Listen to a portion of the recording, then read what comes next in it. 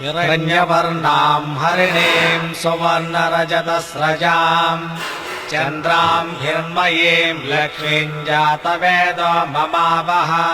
ताम् आवह जातवेदो लक्ष्मीमनपगामिनीम् यस्याम् हिरण्यम् विन्देयम् गामस्वम् पुरुषानहम् अश्वपूर्वाम् रथमज्जाम् हस्तिनादप्रबोधिनीम्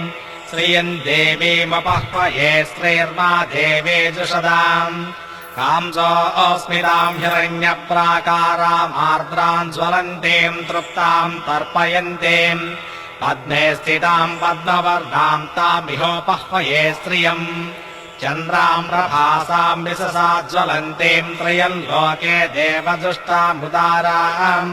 ताम् पद्मदेवीम् शरणमहम् प्रपद्ये लक्ष्मीर्मे नश्यताम् त्वाम् वृणे आदित्यवर्णे तमसोऽधि